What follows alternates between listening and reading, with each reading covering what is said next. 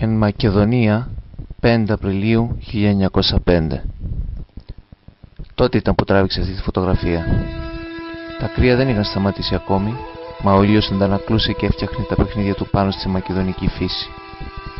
Μακεδονία, η ιστορική γη όπου εναλλάσσονται απέραντοι κάμποι, επιβλητικά ψηλά βουνά και φοράει για στολίδια της τα μαγικά χρώματα της κάθε εποχής, δίνοντάς σου την αίσθηση ότι αντικρίζει ζωγραφιά.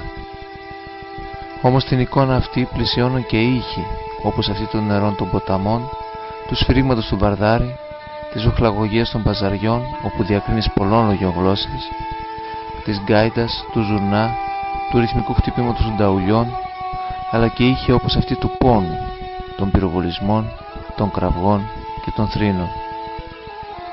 Ονομάζομαι Καρατζόπουλος Δημήτρης, ετών 34, μόνιμος κάτοικος Αθηνών, φωτογράφος στο επάγγελμα ή λειτουργήμα, όπως θέλετε πέστε το. Μετά τους Ολυμπιακούς Αγώνες του 1896, η ζωή για έναν φωτογράφο στην Αθήνα ήταν ανιαρή. Από εκεί που φωτογράφιζα μεγάλα γεγονότα, είχα βαρεθεί να φωτογραφίζω κυρίες με καπέλα και με μεταξωτά φορέματα. Στα τέλη του 1904 αποφάσισα να ανέβω στη Μακεδονία, γιατί με όλα αυτά που ακούγονταν, θεώρησα ότι οι εικόνες που πλάθαμε με τη φαντασία μας θα πρέπει να πάρουν μορφή στο γλασέ χαρτί.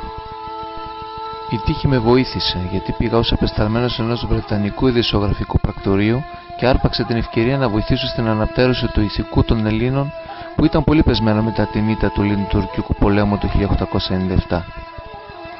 Έφτασα το Μάρτιο του 1905 στη Θεσσαλονίκη.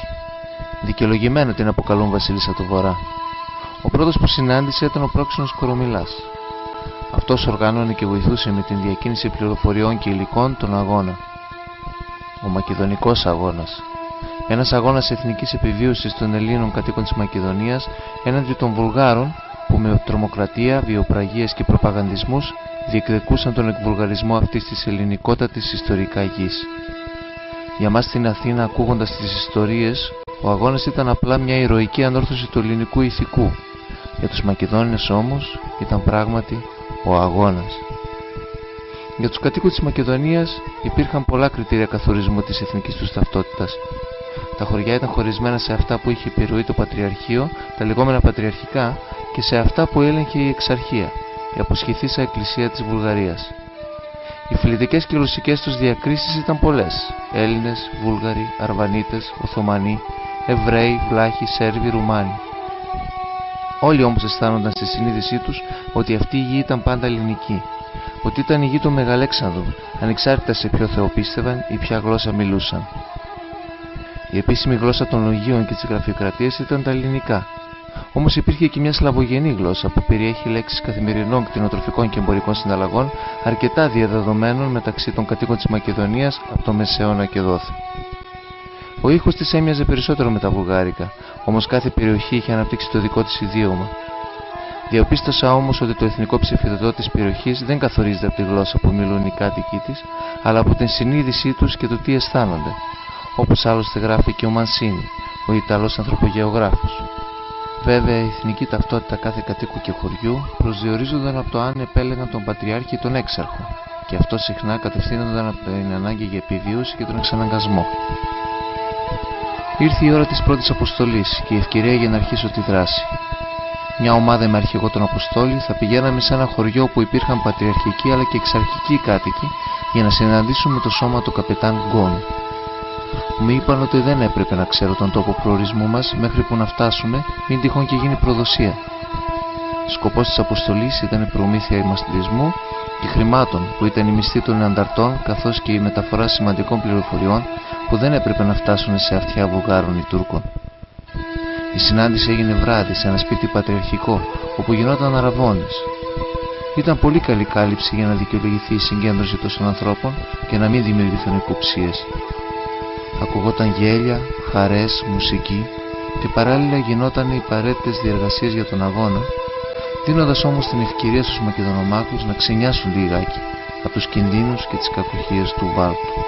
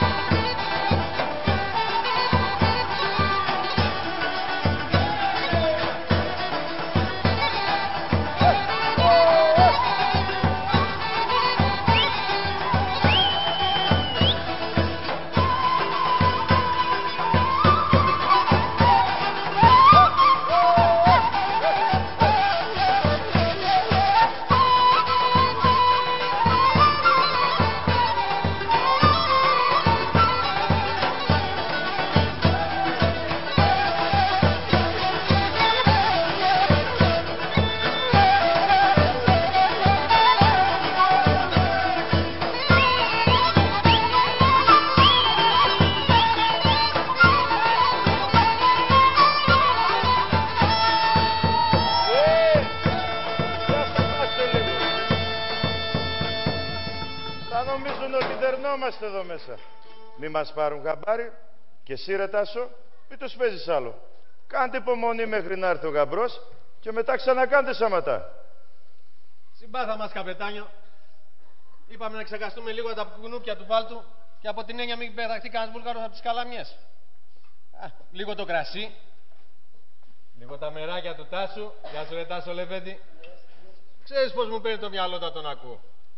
Απ' τους Βούλγαρους και τα κουνούπια ξενιάστε σήμερα. Τους Τούρκους που γυροφέρουν το χωριό τους ξεχάσατε? Αν μας πάρουν χαμπάρι καήκαμε. Αυτοί έχουν οργανωμένο στρατό και δύσκολα τους κάνεις καλά. Μη φοβάσαι ρε Δήμητρο. Το σώμα του καπετάν Κόνου έχει τα καλύτερα παλικάρια. Δεν μας πιάζουν μήτε Τούρκοι, μήτε Βούλγαροι. Τα κουνούπια όμως. Παλικάρια Μακεδόνες, τιμή μου και χαρά μου σας έχω σπίτι μου σήμερα που έρχονται τα σημάδια για την κόρη μου. Και η χαρά μου είναι διπλή, γιατί και η δικιά μου φαμίλια βοηθάει σε αυτόν τον αγώνα. Ο Αποστόλης τι ώρα άραγε φτάνει? Τον περιμένουμε γύρω στα μεσάνυχτα. Α, ωραία. Καπετάνιε, σήμερα είσαι ο άρχοντας του σπιτιού μου. Γι' αυτό θα μου κάνεις την τιμή να περάσεις μέρες στα παιδιά μου να στεριώσουν. Η ευχή σου θα είναι μάλαμα. Τιμή μου, Κώστα. Α, να τι ήρθαν! Τάσο, χτύπα τα καβάλια! Ήρθαν οι συμπέθεροι! Καλώς! Περάστε! Ελάτε! Καπρέ!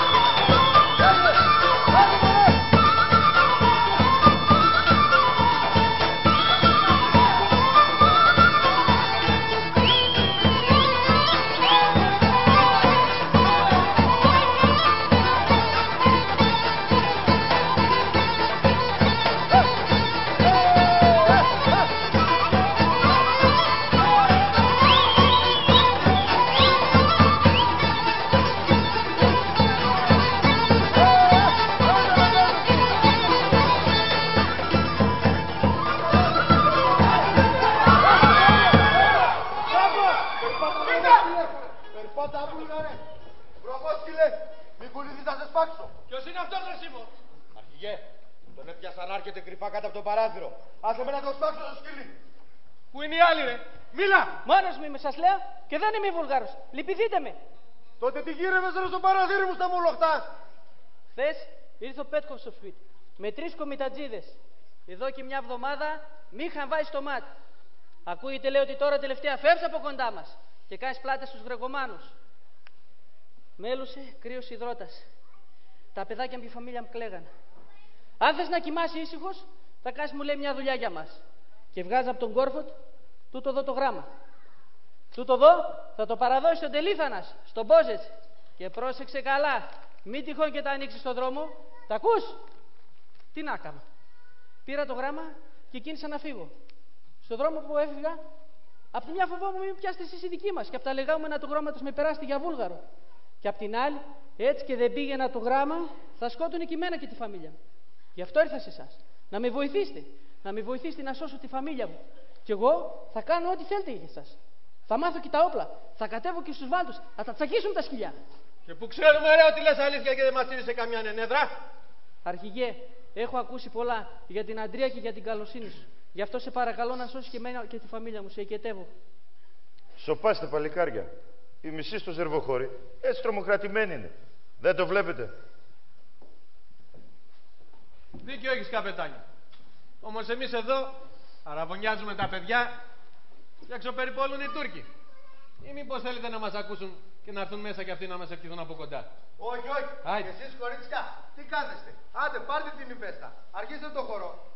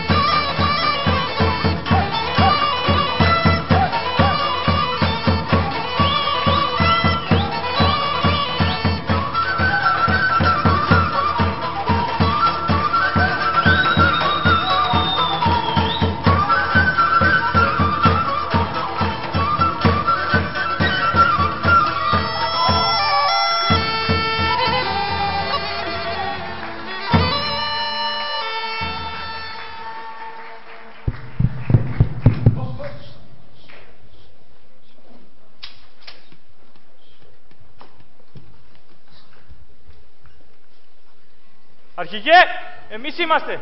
Μην τρομάζετε. Καλώς τον Αποστόλη. Ελάτε, σας περιμένουμε αργότερα. Παίρνω μέσα, κάτσε. Τι να μας φέρνεις? Α, μερικά ρούχα, μάλινες κάλτσες, αλλά και 2 κυβότια σφαίρες. Φέρτε τα, παιδιά. Να είναι καλά ο μεγάλος στη Θεσσαλονίκη. Αυτός φροντίζει για όλα. Όπλα δεν σας φέρνουμε τούτη τη φορά. Το καράβι είναι αραγμένο στο λιμάνι της Θεσσαλονίκης και το φυλάνε ύποπτα. Περιμένουν πότε θα έχει βάλει ο Νιχά το Καρακόλης για να ξεφορτώσουν κρυφά. Είναι 70 ραβίδες μάνλιχερ. Στην υγεία σας. Γεια σου, Αποστόλη. Γεια σου, Απόστολε. Δεν σου είπα το σημαντικότερο. Οι Βούλγαροι ξεφόρτωσαν πολλές σφαίρες και όπλα στο Ζερβοχώρι. Ακούγεται ότι είναι για τον Πέτκοφ. Έχε το νου σου και κοίταξε να τους ευνηδιάσεις πριν σας επιτεθούν. Βοηθάει στον αγώνα ο Τούρκος ο Καρακόλης. Άμα υπάρχει το μαλλί, οι Τούρκοι ό,τι θες σου κάνουν. Και αυτά φροντίζει ο Κορομιλάς. Αμάν, μην ξεχάσω τα λεφτά. Αντιστοιχούν στον καθένα σας 53 δραχμές. Τα στέλνει το προξενείο. Να πεις του πρόξενου να είναι καλά και τον ευχαριστούμε. Όμως εμείς εδώ δεν θέλουμε παράδες. Άλλωστε εδώ στο Βάλτο που να τα χαλάσεις. Όπλα θέλουμε. Σφαίρες, χειροβομβίδες. Αυτά είναι η πληρωμή μας. Όσο για τους παράδες, ας τους πάρουν εδώ οι χωρικοί που τα έχουν ανάγκη και μας βοηθάνε. Καθημερινά παίζουν το κεφάλι τους κορώναγράμμα συλλέγοντας τρόφιμα και πληροφορίες. Γι' αυτό σου λέω ας τα πάρουν αυτοί. Όμως δεν μου λέτε, Απόστολη. Ο κύριος ποιος είναι? Σκοράτε με, λησμόνησα. Φωτογράφος είναι, φίλος του πρόξενου. Καλώς όρισες. Καλώς σας βρήκα. Για σας ήρθα. Να τραβήξω φωτογραφίες του αγώνα. Εκεί κάτω στην Αθήνα σας έχουμε για ήρωες. Για ήρωες, εδώ πάνω, δεν έχουμε χρόνο για ηρωισμούς. Ο αγώνας αυτός είναι αγώνας επιβίωσης. Πάντως, μας βρίσκει σε καλή στιγμή. Είναι ευκαιρία να μας βγάλεις μια καλή φωτογραφία. Ζυγώστε, παλικάρια. Γι' αυτό ήρθα.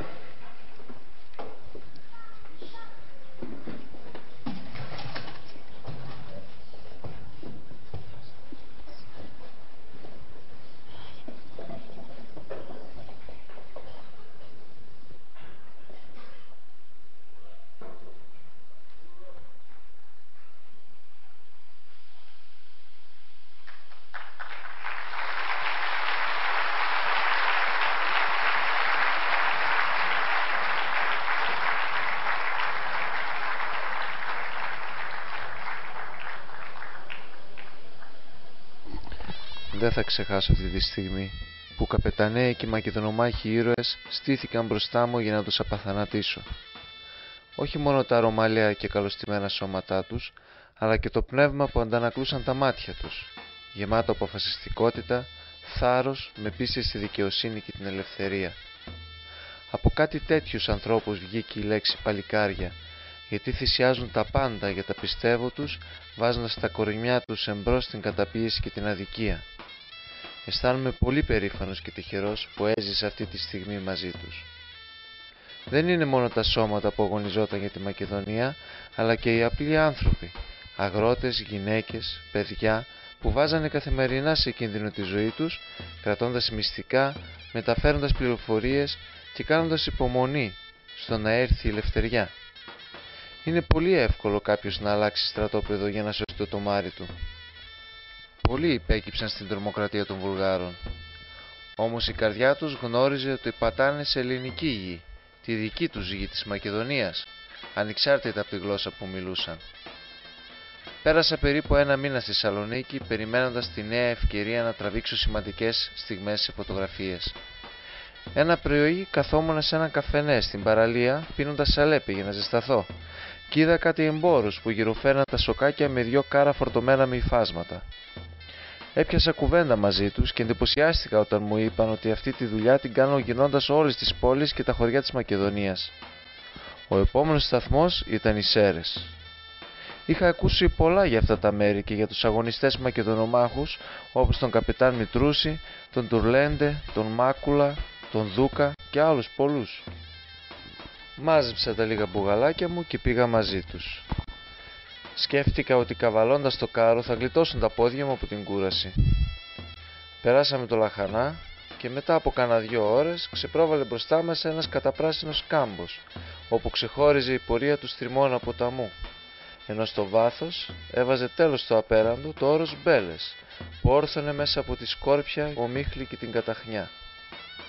Περάσαμε πολλά χωριά και οι άνθρωποι μαζεύονταν στις πλατείες τους για να αγοράσουν υφάσματα. Τα παζάρια δίναν και πέραν σε διάφορες γλώσσες. Μα είχα πεινάσει μετά από τόσο δρόμο και μπαίνοντας σε ένα μεγάλο χωριό πριν τις αίρες, ενώ οι άλλοι πουλούσαν, έκατσα κάτω από ένα πλατάνι να φάω το τυρί και το ψωμί που μου είχαν δώσει στο προηγούμενο χωριό για αντάλλαγμα μια οικογενειακή φωτογραφία. Ήμουν τυχερός γιατί εκεί που έκατσα εμφανίστηκε μια παρέα από τα σοκάκια με 2 ζωνάδες και ένα νταούλι. Έμοιαζε να βγήκανε από κάποιο σπίτι που είχε γιορτή και προηγήθηκε μεγάλο γλέντι. Και βρε παιδιά, κάνανε ένα χορό, μα ένα χορό.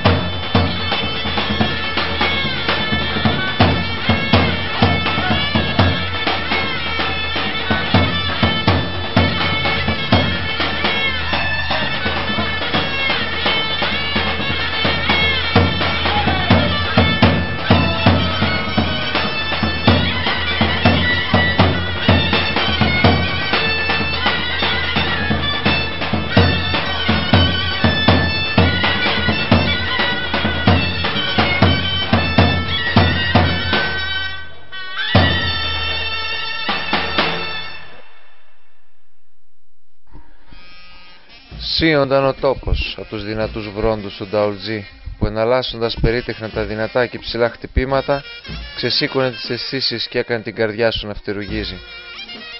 Υπήρχε μια έκσταση που αντανακλώνταν από τους ζουρνατζίδες και τους χορευτές, δίνοντάς σου την εντύπωση ότι κατέθεταν την ψυχή τους για εκείνη τη στιγμή, ψηλώνοντας το ανάστημά τους και την περηφάνεια τους. Γινόταν ένα παιχνίδι με πρωταγωνιστές τον Μπροστάρη και τον Νταουλτζή, που έψαχνε τα πατήματα των ποδιών του, προκαλώντας τον παράλληλα να φιγουράρει, ανεμίζοντας με το χέρι του τη λευκή πετσέτα. Κατά την περιοδεία μου στα κεντρικά και τα ανατολικά της Μακεδονίας συγκέντρωσα πλούσιο υλικό, τόσο από φωτογραφίες όσο και από σημαντικές πληροφορίες για τα ρεπορτάζ και τα άρθρα που έγραφα εκείνο το διάστημα.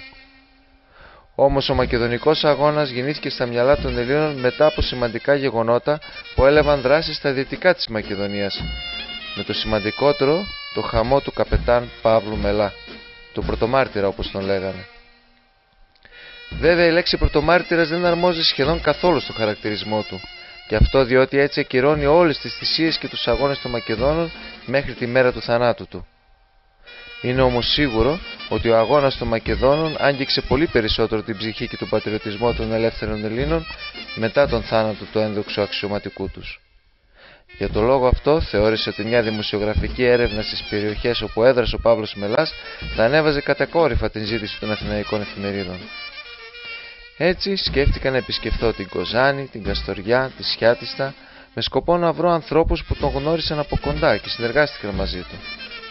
Σκέφτηκα ακόμα και να πάω στο σημείο που είναι θαμμένος, στα Στάτιστα. Όμως ήμουν τυχερός, γιατί προηγουμένως συμβουλεύτηκα τον φίλο μου, τον πρόξενο Κορομιλά, διότι με έστειλε στην πιο κατάλληλη περίσταση για να πετύχω τον σκοπό μου. Συγκεκριμένα με έστειλε στην πλούσια και εξακουστή Σιάτιστα, για να πάω σε ένα γάμο όπου ο ίδιος λόγω υποχρεώσεων δεν μπορούσε να παραβρεθεί. Ένας από τα μέλη της Επιτροπής Άμυνας της Σιάτιστας, γιατρός στο επάγγελμα, πάντρευε τον γιο του και είχε καλεσμένους σχεδόν όλα τα μέλη των επιτροπών τόσο της Σιάτιστας όσο και των γύρω πόλεων που οργανώθηκαν κατά κύριο λόγο από τον καπετάν Παύλο Μελά. Άνθρωποι από διάφορα κοινωνικά στρώματα, αφού πήραν βασικές κατευθύνσεις, δρούσαν αποφασιστικά τόσο σε στρατιωτικό αλλά και οργανωτικό επίπεδο για λογαριασμό του μακεδονικού αγώνα. Το ταξίδι μου κράτησε 1,5 μέρα, αφού κάναμε τις απαραίτητες στάσεις στα χάνια της διαδρομής. Τα ψηλά βουνά που δημιουργούσαν με την κοιλάδα κατά μήκος του ποταμού Ελιάκμονα κατέβιζαν κρύα ρεύματα που σηματοδοτούσαν την έλευση του χειμώνα και γι' αυτό απαιτούνταν καλό ντύσιμο. Αφού περάσαμε το απέραντο και καταπράσινο οροπέδιο της Κοζάνης, φτάσαμε στους πρόποδες του ορεινού όγκου Βέλια, στο οποίο την απόκρημνη Παλαγιά ήταν χτισμένη η Σιάτιστα, το φλουροχώριο όπως το αποκαλούσαν. Κόντεβα η Δημήτρης. Εκείνο το διάστημα άλλωστε γινόταν και οι περισσότεροι γάμοι, και όλη η πόλη ζούσε την προετοιμασία της χαράς για τα στεφανώματα του γιου του γιατρού. Η στέψη πραγματοποιήθηκε στην κεντρική εκκλησία με ιδιαίτερη μεγαλοπρέπεια και όλοι οι καλεσμένοι αντανακλούσαν την αρχοντιά που χαρακτηρίζει τους κατοίκους αυτής της πόλης. Επίσης παρατήρησα ότι όλοι μιλούσαν εγκομιαστικά για τη σπάνια μορφιά της νύφης που πήραν από τα πάνω χωριά, το Κωνσταντσκο. Όμως άξιζε, όπως λέγαν, τον κόπο να τη δώσουν οι δικοί της τόσο μακριά. Τελειώνοντας το μυστήριο, οι περισσότεροι κατευθυνθήκαμε για το αρχοντικό του γιατρού, όπου θα μας τραπέζουνε για τη μεγάλη χαρά. Κατά την πομπή προς το σπίτι, οι σχετιστινοί τραγουδούσαν τραγούδια χαράς προς το ζευγάρι, που μαζί με τα γέλια και το δυνατό ήχο των χάλκινων οργάνων αντιχούσαν στα στενά σοκάκια, ανάμεσα στα επιβλητικά αρχοντικά.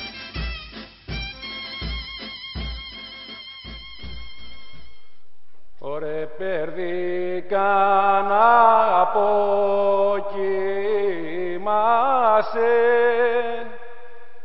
σε βασιλικό αμπέλι. Ωρε σε βασιλικό αμπέλι κάνει τα σταφύλια μαύρα. Ωρε κάνει τα σταφύλια μαύρα, το κράσι γλυκό άρμα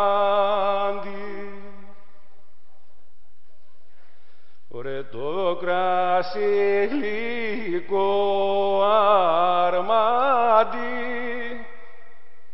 να το πιούν τα παλικάρια.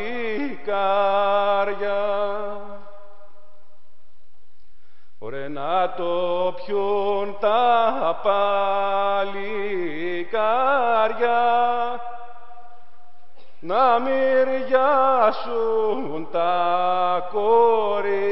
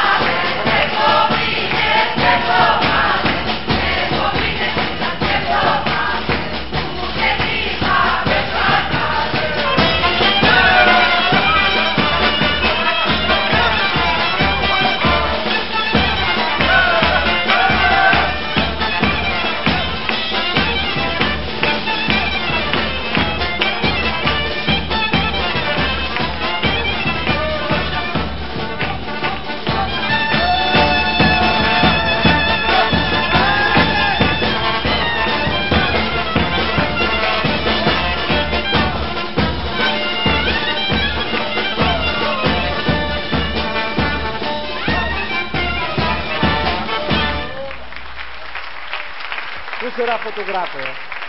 Δεν σ' είδα. Τράβηξες καμιά φωτογραφία όσο χορευάνε τον τρανό του χορό? Ποιον τρανό χορό? Αυτόν που πιάνει τι έτσλες? Και βέβαια τράβηξα, αλίμονο. Το χορό αυτό απλές, εδώ στα δικά μας τα μέρη, το χορεύουμε στη χαρά. Αλλά δεν είναι αυτό που τον φτιάχνει ξεχωριστό. Η Σιάτιστα, εδώ και πολλά χρόνια, έχει τρανή οικονομική άνθηση. Και αυτός είναι ο λόγος που οι Τουρκαλβανοί μας έφτιασαν 5 φορές επιδρομή από το 1784. Οι κάτοικοι της όμως εδώ κατάφεραν με την γενναιότητα να τους αποκρούσουν, οχυρωμένοι στα αρχοντικά και στις εκκλησίες. Λοιπόν, ο χορός αυτός αναφέρεται στην πρώτη επιδρομή, η οποία απόμνε βαθιά χαραγμένη στις ψυχές των Σιατινών. Όπως βλέπεις φωτογράφε, η Σιάτιστα έχει τρανή ιστορία της αγώνης του έθνους. Το γνωρίζω, δάσκαλε. Και τώρα ακούγεται ότι προσφέρετε σπουδαίες υπηρεσίες στον αγώνα. Γι' αυτό με έστειλε σε εσάς ο πρόξενος. Να με βοηθήσετε να συγκεντρώσω πληροφορίες και να τραβήξω φωτογραφίες. Στην Αθήνα κάνουν πώς και πώς. Να δουν καμιά φωτογραφία ή να μάθουν καμιά είδηση για τους ήρωες της Μακεδονίας και ειδικά από εσάς εδώ που συνεργαστήκατε με τον καπετάν Παύλο Μελά. Ναι, το φιλοξένησαμε κιόλας. Πέρσι τον Ιούλιο, άξιο παλικάρι και αγάπησε πολύ τη γη μας. Αλλά δεν είναι μόνο ο Μελάς η ψυχή του αγώνα μας. Οι θυσίες εδώ στην περιοχή μας ξεκίνησαν από πολύ νωρίτερα. Για τον Πούρνο άξιες καμιά φορά? Όχι, πού να ακούσω, δάσκαλα, για τον Πούρνο. Βέβαια, Κώστας το παιδί τον Μελά ξέρει μόνο εκεί σαν κάτι. Είναι, βλέπεις, και από τρανό τζάκι. Εδώ που τα λέμε φωτογράφε, στον Πόρινο ο αγώνας ξεκίνησε από το 1878. Χύθηκε πολύ έμαρα, καταλαβαίνεις. Πολύ αίμα. Αγωνίστηκαν πολύ γι' αυτό. Αφού να φανταστείς, ως και γυναίκα καπιτάντζα είχαμε. Σοβαρά, γυναίκα καπετάνισσα, Ναι, με όπλα ναι. και άρματα πραγματικά. Πού μπορώ να τη βρω, να τη βγάλω φωτογραφία? Η λεγόμενη Περιστέρα, η αδερφήρα, καπιτάν Κράκα της Πανουβαγγέλ, πήρε τη φέκη και άρματα, κούρυψε τα πλούσια μαλλιά της και πήρε τα αυνά. Πάνε χρόνια όμως που σταμάτησε την δράση. Όλοι όμως να δοκιούνται. Σήμερα έχουμε ένα σωρό καπιταναίους και παλικάρια που συνεχίζουν τη δράση του καπιτάν Μελά. Μόνο εδώ σε Άτιστα είναι ο καπιτάν Περδίκας, ο Κουτσόνας, ο καπιτάν Αρίδας, ο Καράτζας και άλλοι πουλήρα που του κρασί δεν με αφήνει να συμθόλνους.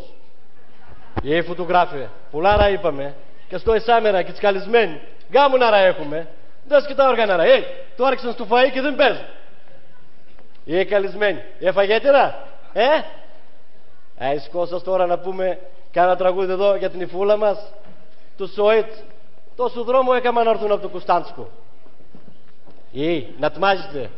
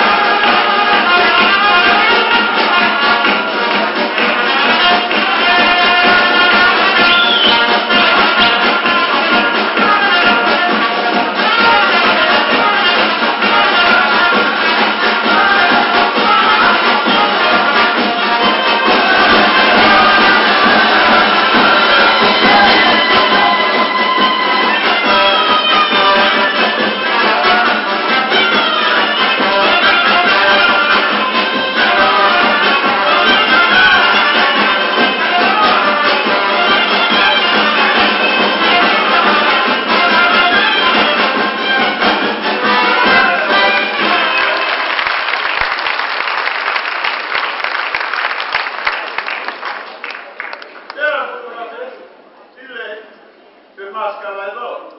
Μια χαρά, γιατρέ μου. Θα ήθελα όμως μια χάρη. Με τα χαράς, πότε θέλεις. Είπατε ότι ο καπετάν Μελάς πέρασε από τη Σάντιστα και τον είδατε. Και επειδή εγώ γράφω ένα άρθρο για μια εφημερίδα στην Αθήνα που αναφέρεται στην δράση του, ξέρεις, θα ήθελα να μάθω περισσότερα από σένα που τον είδες από κοντά. Άξε να σου πω. Ο Πάπος σου μιλάς, πέρασε κανένα 2 φορές από το χωριό μας. Εγώ τον είδα δεύτερη φορά, όταν είχε έρθει τον Κουζανί, τον γιατρό, τον Ζηταξά. Ήταν τότε που συγκεντρώθηκαν οι περισσότεροι που ήμασταν γραμμένοι στη Μακεδονική Άμυνα. Δάσκαλοι, γιατροί, καθηγητές και άλλοι πολλοί. Μαζεύκαμε πλες στα αρχοντόσπιτο του Χίλι Πατσγούρη, που είναι εδώ παραπάνω, στο κέντρο. Να, ξέρετε, κάνα 2 τρασκλές παραπέρα του παζάρι. Εκεί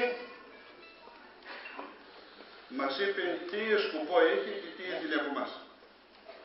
Άντε υγεία, καλώς ήρθατε στη χαρά μου. Να ζήσουν τα παιδιά και με εγγόνια τώρα, παππούς. Ευχαριστώ, ευχαριστώ. Να είσαι καλά, ό,τι που θες κι εσύ. Που λέω φωτογράφη, εκείνη τη στιγμή θα μην ξέρει. Να, του λέω και τσιτσουριάζω ρε. Τσιτσουριάζω ρε, ξέρεις τι θα πει τσιτσουριάζω. Φουντουσάμερα, καταλαβαίνεις. Φουντουσάμε από πατριωτισμό. Αφού να φανταστείς όταν εφυγνάμε από εκεί, πετούσαμε ρε, δεν περπατούσαμε. Έζησαμε ό,τι έζησαν αυτοί οι παλιότεροι που γράφονταν στη φιλική εταιρεία. Τόσο τρανά συναισθήματα μας βγήκαν για τον αγώνα. Πρώτη φορά όταν ήρθε δεν τον είδαν και πολύ. Είχε μια κακοκαιρία πλες, έριχνε μια βροχή, μα μια βροχή. Καθόρη ρε, ξέρεις τι θα πει, καθόρη. Πώς το πέρασε ρε το ποτάμι τον άλλο ακόμα. Αυτός και ψυχήτηξε. Εκείνο όμως το βράδυ τον είδε η μπάμπου η Σανούκου, η Καράτζα. Και Ρασανούκου, ζήγωσε λίγο κάτι εδώ. Ο κύριος θέλει να μάθει για εκείνο το βράδυ που είδε στον Παύλο μιλά. Ποιος είναι κύριος? Φωτογράφος είμαι, κυρία. Και ρεπορτάζ κάνω για τον πρωτομάρτυρα. Πιθιά λέει. Να, θέλει να γράψει μια εφημερίδα σε κάτι εκεί καν Αθήνα για τον καπιτάνιο. Να μην είναι κανένας πιούνος? Όχι, όχι. Μη φοβάσαι. Ο πρόξενος Κορομιλάς με έστειλε εδώ σε εσάς. Α, κάτσε να σου πω. Ο Παύλος ο Μιλάς ήρθε στη Μαγούλα και λιμέριασε. Τον έφερε ο γιος, ο Τφέκας, απ' του Κατός να πάνε στη βάση. Και έπιασε μεγάλη βροχή, πολύ νερό. Ένα παλικάρι πνίθηκε στο λάκκο Τσαλκής. Ψουπιθαμένο το έβγαλαν και το έφεραν στο χωριό. Είχαν και 2 φορτιά όπλα. Τον Τφέκα τον είχε τζομπάνο ο Γιώργος ο Καράτζας. Αδοκήθηκε τα αφεντικό και είπε να έρθει να τον δει. Αυτοί ξεφόρτωναν τα τφέκια και εμείς νόμιζαμε είχαν ξύλα. Μόλις είδαμε τα όπλα φοβήθηκαμε, φωναζάμε, εκλιγάμε. Τι είναι τούτο που μας βρήκε, γιατί μας έφεραν κλέφτες στο χωριό? Έβγαλαν το Ευαγγέλιο και μας έβαλαν να ορκιστούμε. Εμείς μας είπαν όταν είδαν ότι φοβήθηκαμε, δεν είμαστε κλέφτες, αγώνα κάνουμε για το έθνος. Δεν μου λες ρε κυρία Σουνούκου, πώς ήταν ο καπετάνιος? Ήταν ψηλός, γυροδημένος? Ναι, ήταν κανένα 2,5 μέτρα ψηλός. Έβγαζε και φωτιές από τις μύτες. Σοβαρέψ και φωτογράφοι. Παλικάρι ήταν, σαν και τα δικά μας. Να είναι καλά εκεί που είναι. Τον εκλαψάμε πολύ όταν χάθηκε. Όμως, φτάνει αυτά. Πολλά είπαμε και καμιά φωτογραφία εδώ στη Χαρά δεν μας έβγαλες. Κορίτσια, χάιντε, για μας οχτείτε να μας βγάλει φωτογραφία. Μετά θα βγούμε φωτογραφία, όλα ντάμα. Πείτε πρώτα αυτό μας το τραγούδι που λέτε για τον καπετάνιο. Και αν του πείτε καλά, θα μας βγάλει και φωτογραφία. Ένα πουλάκι λαλίζει, καπιτάν Παύλου μιλά. Ένα πουλάκι λαλίζει, καπιτάν Παύλου μιλά. Άιντε στη μέση απ' την Αθήνα, ζήτω φωνά, φωνάζει ελευθερία. Άιντε στη μέση την Αθήνα. Ζήτω φωνά, φωνάζει ελευθερία. Φέτος Αγίνιου πολέμους, καπιτάν Παύλου μίλα. Φέτος Αγίνιου πολέμους, καπιτάν Παύλου μίλα. Άιντε θα γίνει του Ρουμέικου. Ζήτω φωνά, φωνάζει ελευθερία. Άιντε θα γίνει του Ρουμέικου. Ζήτω φωνά, φωνάζει ελευθερία.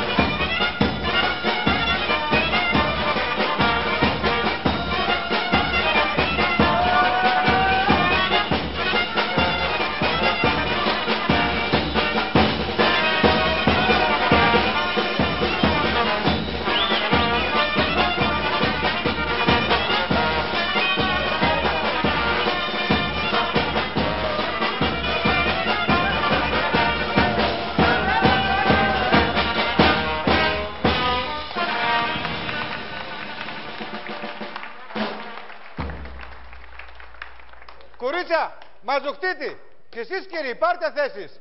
Θα κάνω το κέφι σας και την αρχοντιά σας στα θάνατα. Καθίστε να σας βγάλω μια φωτογραφία.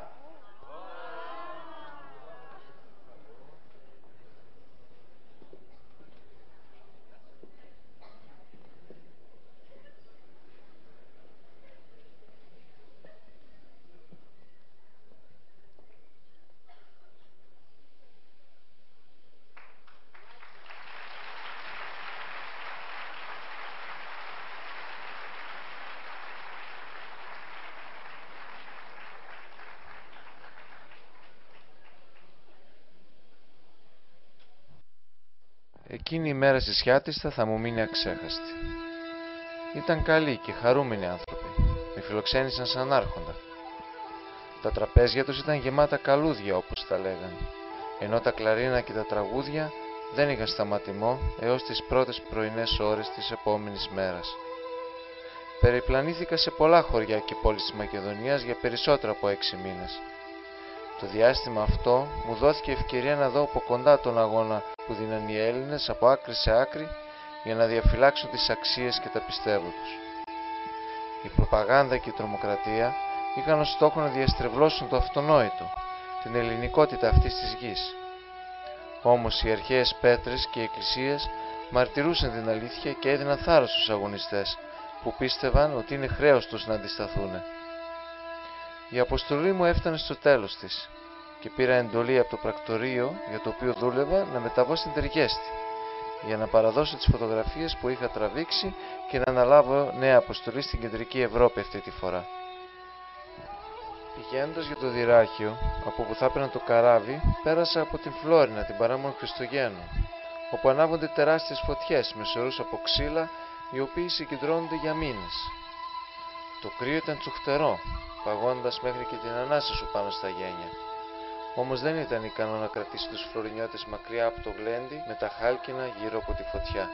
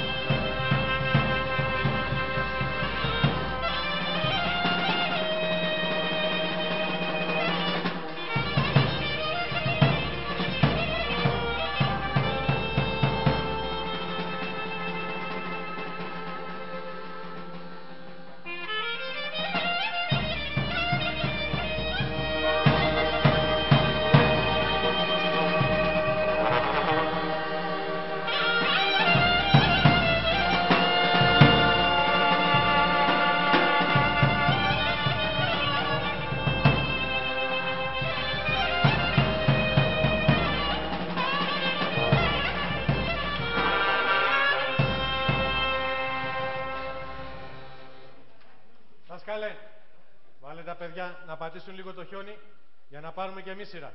Άιντε!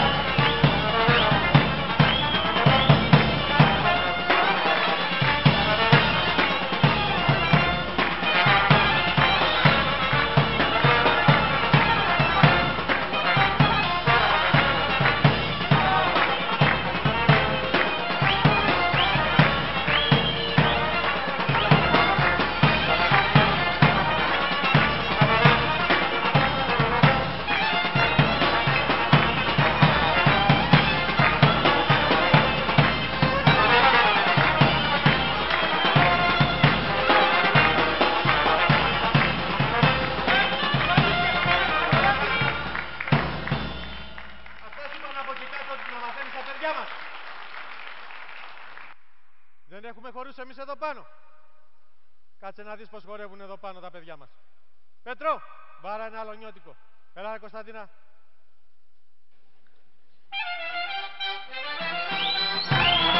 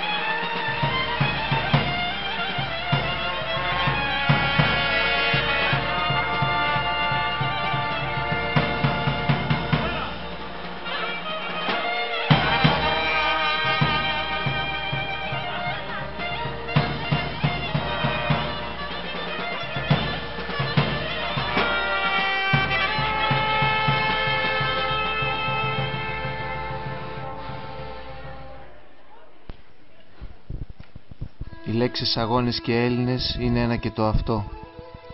Αμέτρητοι μάρτυρες, αμέτρητοι ήρωες, αμέτρητοι θρήνοι και θυσίες αφιερώθηκαν στο όνομα της περηφάνειας και της αξιοπρέπειας αυτού του λαού που κατάφερε να διασχίσει τους αιώνες ιστορίας, σηματοδοτώντας κάθε φορά τα κατορθώματα και τη σημαντική ύπαρξή του.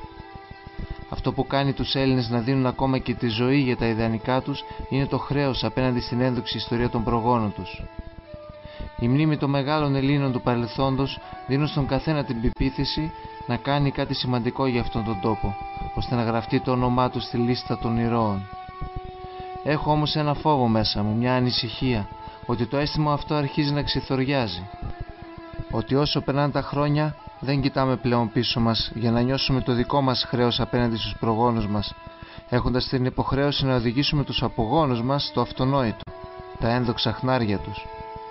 Έχω το φόβο ότι δεν κοιτάμε πλέον ούτε καν δίπλα μας, αψηφώντας τον συνάνθρωπο, πλάθοντας παράλληλα ψευδαισθήσεις ότι εφημερούμε και ότι προοδεύουμε.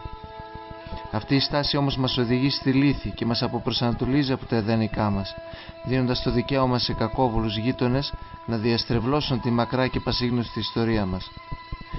Όχι, είναι χρέος μας να μην το επιτρέψουμε.